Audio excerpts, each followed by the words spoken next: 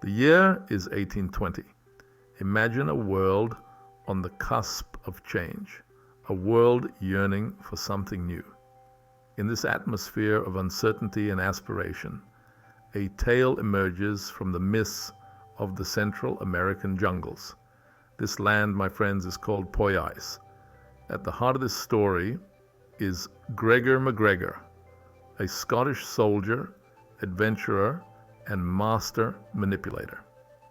MacGregor, with the help of his co-conspirator Sir Charles Cochrane, would spin a web of lies so convincing that hundreds would fall prey to it. They painted a picture of Poyais so vivid, so alluring, that it ignited the dreams of a war-weary public. To give substance to his claims, MacGregor went to extraordinary lengths. He fabricated maps detailing Poyais' non-existent cities and ports. He created a national flag, a coat of arms, even a national anthem, all designed to lend an air of authenticity to his grand illusion. People desperate for a glimmer of hope devoured the book. What they didn't know, what MacGregor conveniently failed to mention, was that Poyais existed only in his mind, a figment of his elaborate imagination.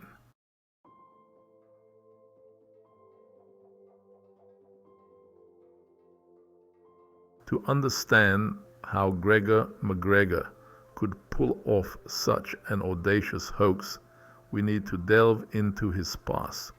Born in Scotland in 1786, MacGregor was drawn to a life of adventure and military glory. He joined the British Army, serving with distinction in several campaigns.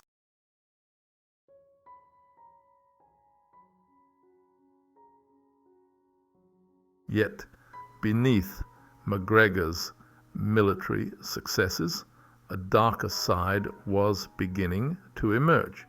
He craved power, recognition, and wealth. He saw how the chaos of revolution could be exploited, how fortunes could be made and lost amidst the upheaval.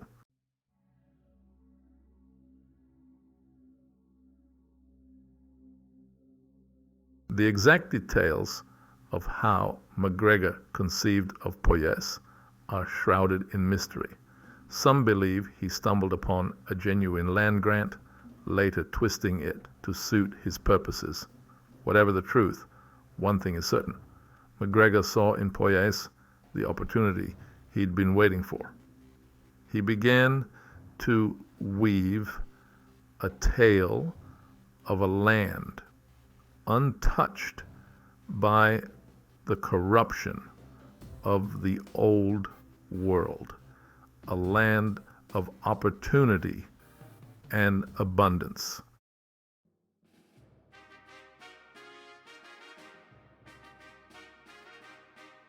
To breathe life into his fictional nation, MacGregor crafted an elaborate and detailed illusion.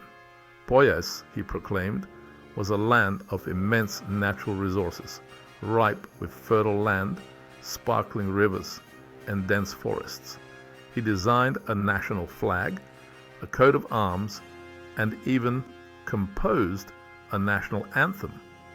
MacGregor, however, knew that words and symbols alone would not be enough to convince the skeptical, and so he turned to the written word, crafting a document that would become both the Bible and the curse for those who dared to dream of a new life in this fabricated paradise.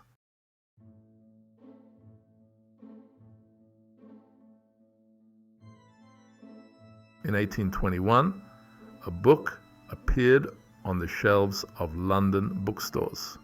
Sketch of the Mosquito Shore, including the territory of Poyais. The author, Captain Thomas Strangeways, was none other than Gregor MacGregor himself. The book was a masterpiece of deception, a potent cocktail of fact, fiction, and outright fabrication. It described Poyais in glowing terms, extolling its natural beauty, its fertile land, and its abundant resources.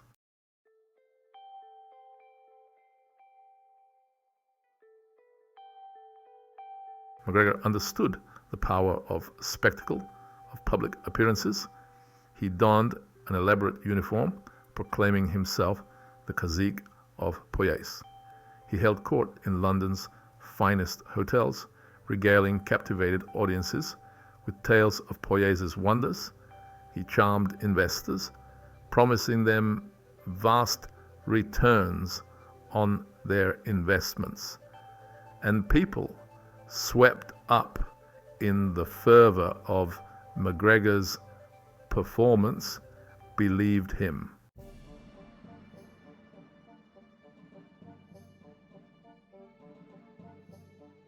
With MacGregor's carefully constructed illusion firmly in place, Poyais fever swept through Britain. People from all walks of life flocked to invest in this newfound paradise. MacGregor had land grants printed on fine parchment, stamped with official-looking seals. For those with more modest means, there were Poyaisian bonds, promising handsome returns on investments in the country's burgeoning industries.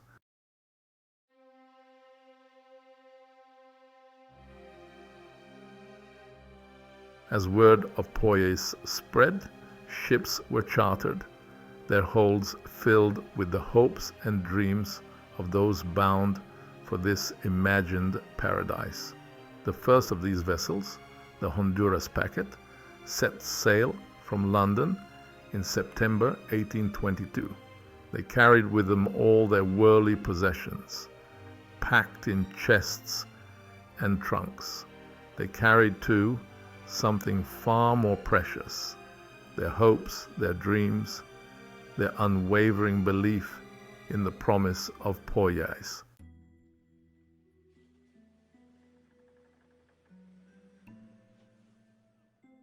After months at sea, the Honduras packet finally approached the coast of Central America.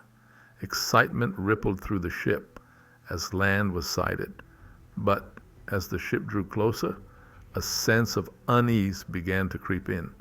Instead of bustling ports and thriving towns, they found only dense jungle. And as they disembarked, their worst fears were confirmed. Disbelief quickly gave way to despair as the awful truth dawned on the Poyaisian settlers. They had been duped, their dreams shattered on the unforgiving shores of the Mosquito Coast. The land they had purchased was a worthless swathe of mosquito-infested jungle. Whispers of mutiny spread through the makeshift camp. They were stranded thousands of miles from home, stripped of their possessions. The loggers shared what little food and shelter they could spare. The news of the Poyasian debacle would eventually reach London.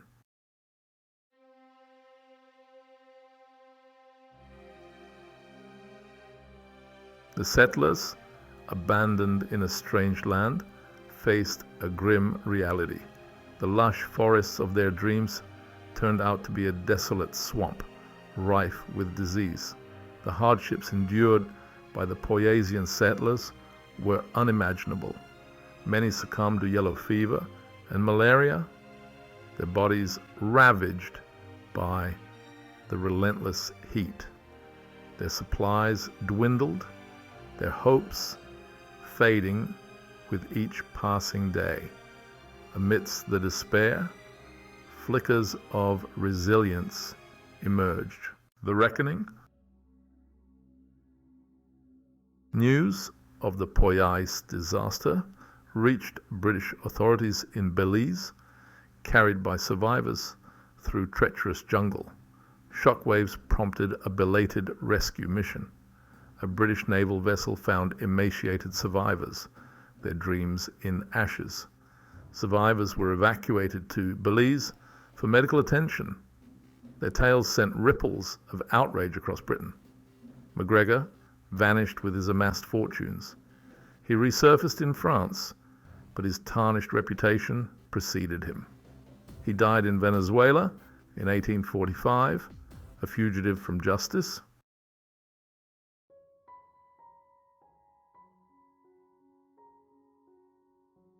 The shadow of Poyais. The Poyais scandal sent shockwaves through British society, exposing the dark underbelly of the era's unbridled optimism and colonial ambition. Newspapers, initially complicit in promoting MacGregor's scheme, now denounced him as a charlatan, a fraudster who had preyed on the hopes and dreams of the vulnerable. The scandal also cast a long shadow over Central America, reinforcing existing prejudices and fueling perceptions of the region as a lawless frontier, rife with danger and deception. It would take decades for the region to shake off the stigma of the Poyais affair, to rebuild its reputation and attract legitimate investment and immigration. For the survivors of Poyais, the scars of their ordeal ran deep. Many returned to Britain penniless and broken, haunted by the memories of their ordeal and the friends and loved ones they had lost in that forsaken jungle. Some, their faith in humanity shattered, retreated into seclusion, forever marked by the experience.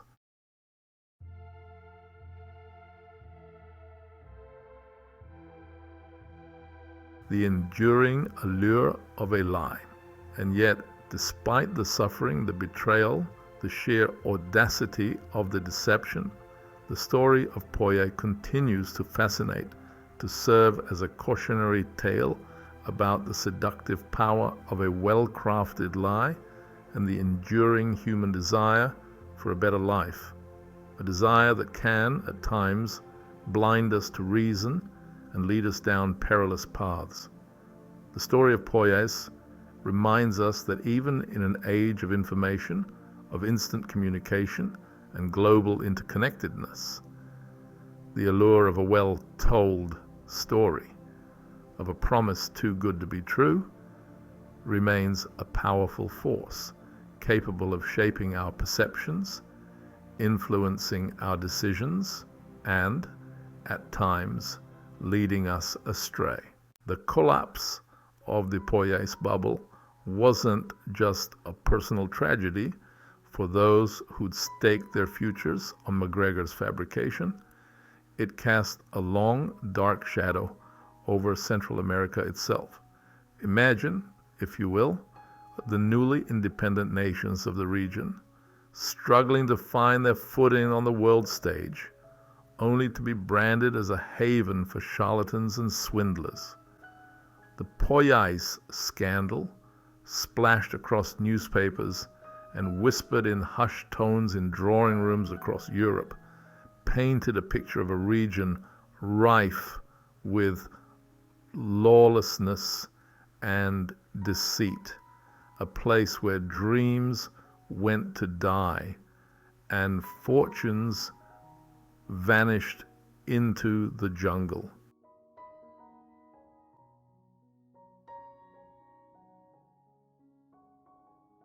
The Poyais scandal sowed seeds of distrust that took root not only in the minds of foreigners, but also among the people of Central America themselves. Imagine, if you can, the sense of betrayal felt by those who had initially embraced the promise of Poyais, who had perhaps seen in MacGregor's scheme an opportunity for their own advancement, for the betterment of their communities. The collapse of the hoax, the exposure of MacGregor's lies, left a bitter aftertaste, a sense that the outside world, for all its promises of progress and enlightenment, was not to be trusted. It fueled internal divisions as accusations flew and blame was laid at the feet of those perceived to have colluded with MacGregor, whether out of naivety or greed. This climate of suspicion and mistrust hampered efforts to build strong, unified nations in the aftermath of independence. It undermined attempts to attract foreign investment and expertise essential for the development of the region's infrastructure, industries, and institutions.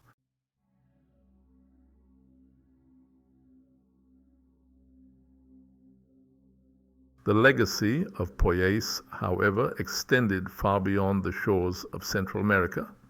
It served as a stark reminder, a cautionary tale whispered across the globe, of the dangers of unchecked speculation and the seductive power of a well-crafted lie.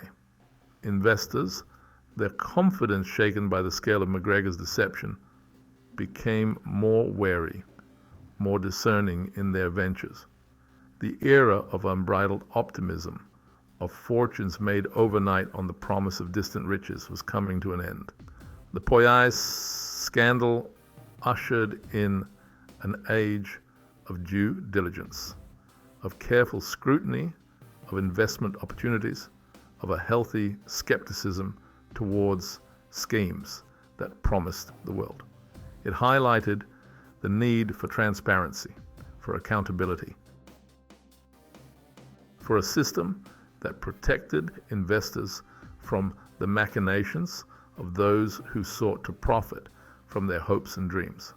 The specter of Poyais, of dreams turned to dust and fortunes vanishing into thin air, served as a constant reminder that even in the face of seemingly irrefutable evidence, in the thrall of a charismatic leader and a compelling narrative, it was essential to question, to investigate, to never let desire cloud one's judgment.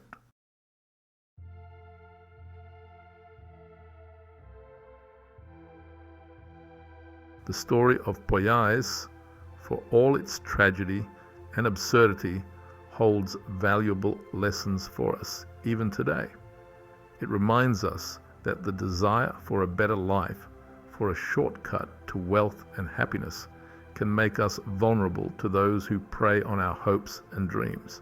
It underscores the importance of critical thinking, of questioning even the most convincing narratives, of seeking out independent verification before making life-altering decisions. The legacy of Poyais serves as a stark reminder that while the world may be a smaller place today, interconnected by technology and information, the human capacity for self-deception, for believing in things we want to be true, even in the face of evidence to the contrary, remains undiminished. And so, my friends, the next time you hear a tale of unimaginable opportunity, of a surefire investment, of a chance to be part of something truly extraordinary, remember the story of Poyais. Remember the dreams that turned to dust, the lives shattered, the shadow cast over a region still grappling with the legacy of a lie. And remember that the most seductive stories are often the ones we tell ourselves.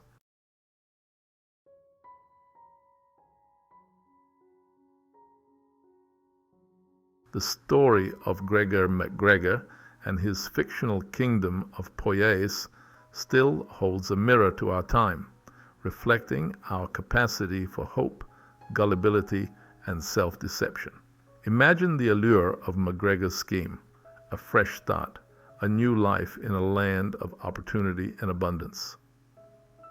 Are these desires so different from those that drive us today?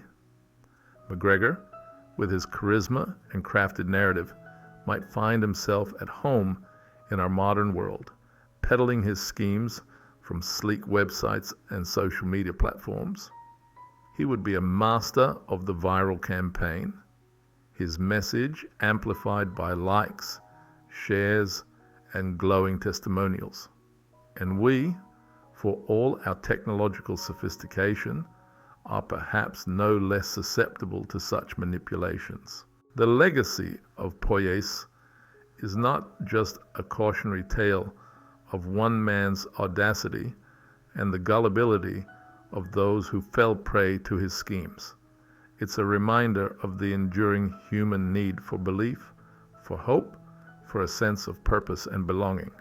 These needs, however noble, can be exploited, manipulated, and twisted to serve the agendas of those who seek to profit from our vulnerabilities.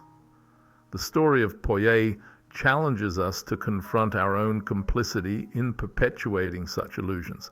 It's not just the Gregor MacGregors of this world who are responsible for the spread of misinformation. It's also those who, out of naivety or self-interest, choose to believe and share these narratives. Remember Poyais and choose to seek out the truth, however elusive. For in a world awash in information, discernment, and critical thinking are our most valuable assets.